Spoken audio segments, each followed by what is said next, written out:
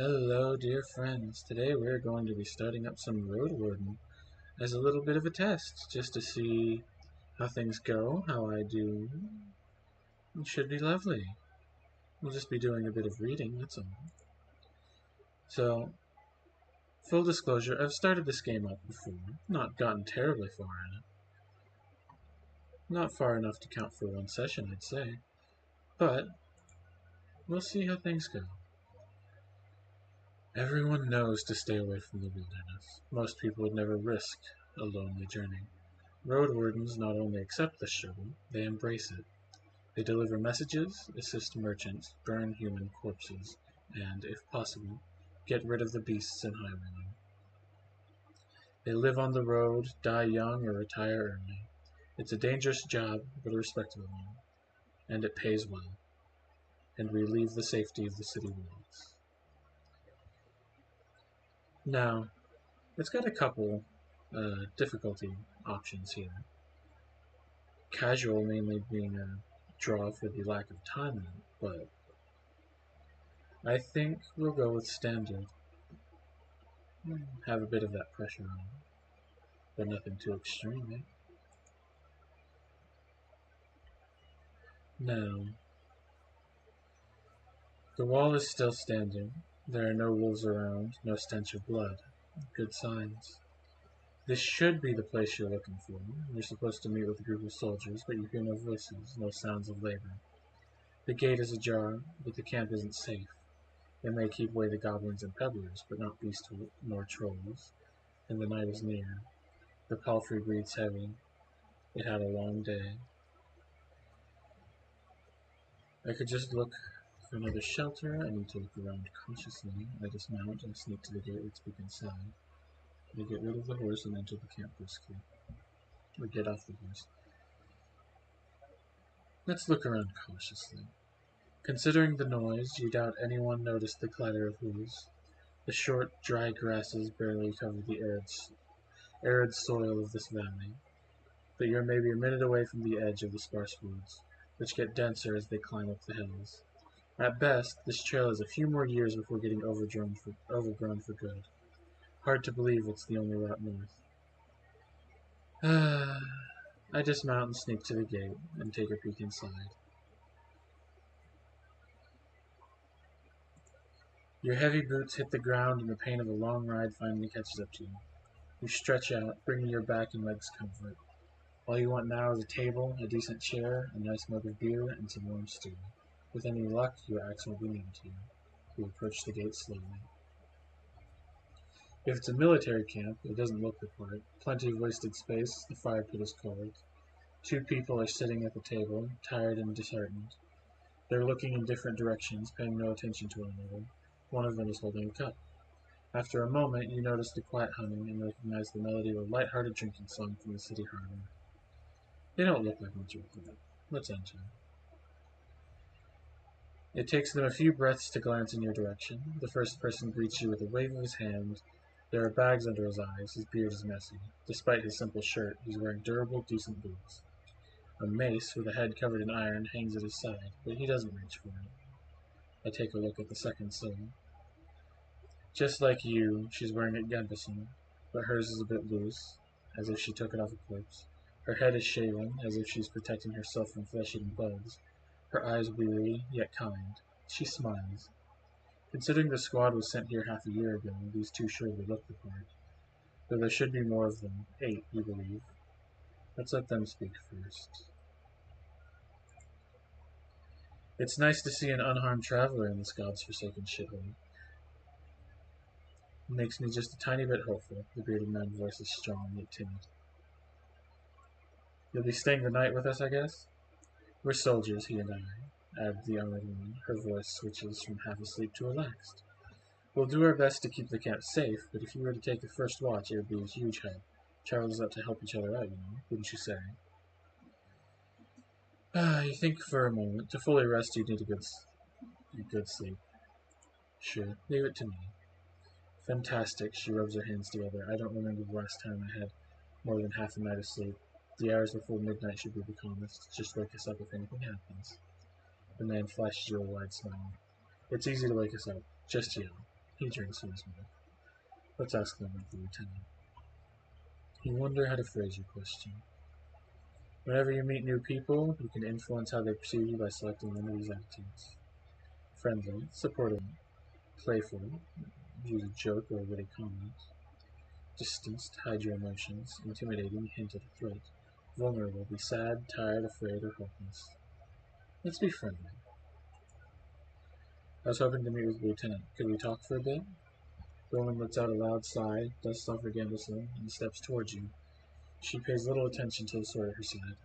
We most definitely can, you and I, though holding this rank is still somewhat new to me. Are you a messenger? Did you lose your mount? She observes you with curiosity. Or are you looking for help? I'm your new Roadwarden. My horse is waiting outside. Really? The soldier shifts in the shirt leans forward. That explains how you got here in one piece, all by yourself. Better bring your beast here, adds the lieutenant. We have hay, but I bet it dreams of dropping its saddle. Long pause. I'm Tulia, by the way. She reaches out her hands. And I'm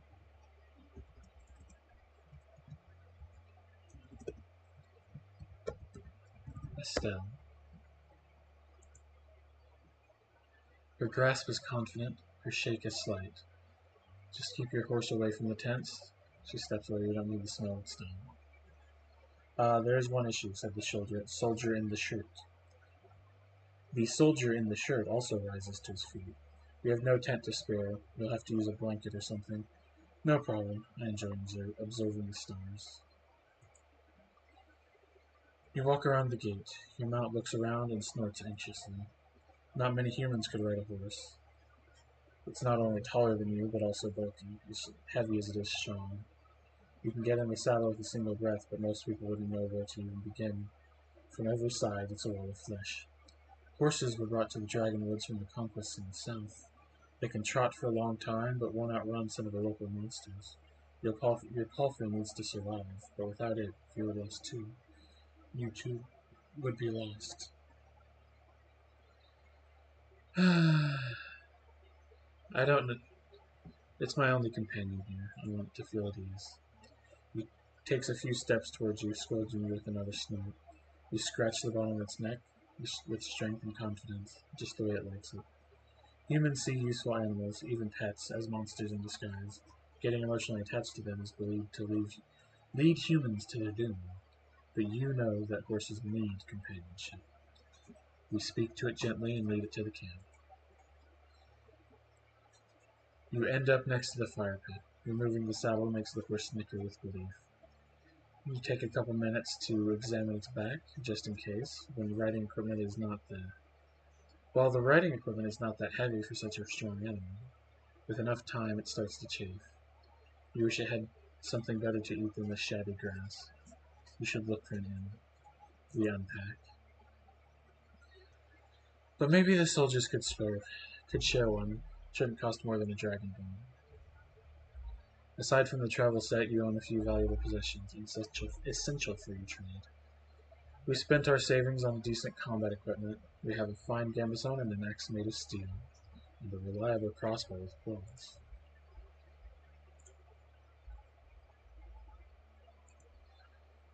You unpack and inspect your belongings. Your water skin isn't pierced. The spare clothes are still there, just in case. You take a look at the wooden bowl and mug, your cape, tinderbox, bandages, food rations, knife. Nothing special or too cumbersome. From time to time, your routine helps you avoid mistakes, but this doesn't make it any more exciting. We return to the soldiers.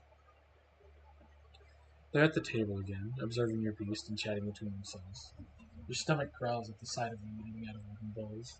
One more bowl was put at a previously unused end of the table. You can sit down on a tree log. You thank them for the meal, but don't see. I join them and take a look at the meal. It's cold gruel, the meal eaten in times of hardship. This specific bowl is filled with water, hog millet, some strange-looking cereals, and blueberries. I'm going to take a moment to look at this. Okay, all's good, all's clear.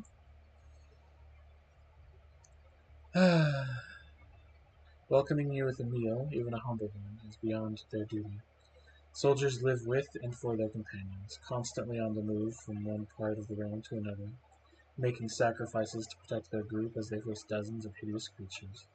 Their lives are filled with discipline, hardship, and camaraderie. Roadwardens, on the other hand, learn how to work by themselves. They seldom engage in open combat, patrolling the same roads for years. They help the settlement stay in touch, but also maintain commerce, settle down, forge friendships. When there are no laws to follow, they use their own judgment, different responsibilities, different lifestyles. I eat quickly, not focusing on the taste, and then speak with Tulia. She's focused and chooses her words carefully. She looks away only when she gathers her thoughts. I'm afraid I can tell you less than I would like to, and less than I should. She nods towards the other soldier. As you can see, there's not a lot of us left. At the beginning of summer, there were 8 of us, including a previous lieutenant. 5 are dead, 1 has run away in tears. We're also strangers to this land, adds her companion. Any piece of information may help us do our job. The man leans forward, his legs shake nervously. He sounds like a kid asking for a bard to sing another story, tell a joke, or do a magic trick. Whatever it takes to escape the boredom, his untrimmed beard hides a much younger face than you originally thought. What did the officials tell you? I expect not that much, no soul governs this land. We share what we consider relevant. You tell the soldiers how little guidance you received. Since this area is too far away from Havlavin to keep it under control, you were warned that it's untamed and unknown. Who knows how many villages, bandits, or monsters may be found in these unmapped hills and forests. From time to time, new people come here to look for boundless opportunities. Most of them never return. Do they turn into walking corpses or find what they were looking for? No soul could tell me, so I was looking for your guidance. The lieutenant drinks from her cup and crosses her legs, ankle and knee. Seeing her chest makes you doubt she'll ever find a comfortable position. Seeing her chair makes you doubt she'll... Where should we start? Tulia, how did you become a lieutenant? There's not much of a story, honestly. She looks at her hand, which is currently rolling over a moving table. In the city, there's a strict order of... what should I call it? She was a companion, but you can't help her. Well, leadership succession, I guess. Havlavin chief selects commanders. They select lieutenants, and they put the soldiers in order of priority. If a lieutenant dies, they get replaced by the next soldier in line. So you were his successor? Nah, not exactly. When we fought the bandits, our lieutenant was hit by a slingshot. His boyfriend jumped to help him, but failed to protect either of them from the spell. It was like a ball of ice that hung above them and exploded, piercing their heads, completely avoiding their shield. Really unpleasant. She pauses. And were you the third one in line? Is that right? Basically, yeah. She says without enthusiasm. I didn't plan to become a leader then. I'll get demoted once we return to the city. I prefer to follow enemies. What should we know about the peninsula? I'll tell you what I know, and you'll be the judge, says the lieutenant. How long did it take you to get here from the city? On a decent palfrey? I'd guess it would be 3-4 days. When you confirm, she continues. From here, you can reach the coast in about a day, as long as you don't make any stops. Do you know the situation? Why no ships can get here? You know, the sea route allows Havlavan officials to keep in touch with the coastal villages, collecting taxes, moving soldiers, collect lumber, deliver tools, but maintaining order on a wild coast such as this one is filling the ocean depths with coins. Because of the rocks, you can hardly stop a ship 5 miles from the shore, and boats can't get much closer. She nods.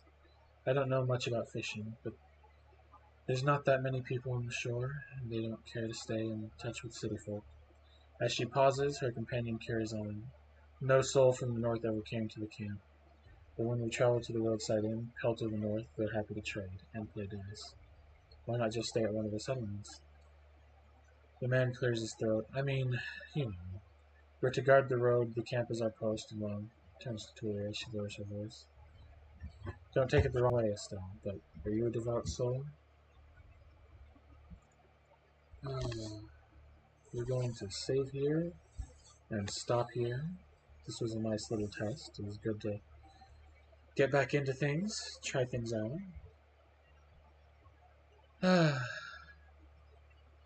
Thank you for joining me. It's been lovely. Mostly just been reading this off. I hope it wasn't too boring. But, well, this was indeed a lovely little test, and hopefully there will be more to do in the future. Bye bye.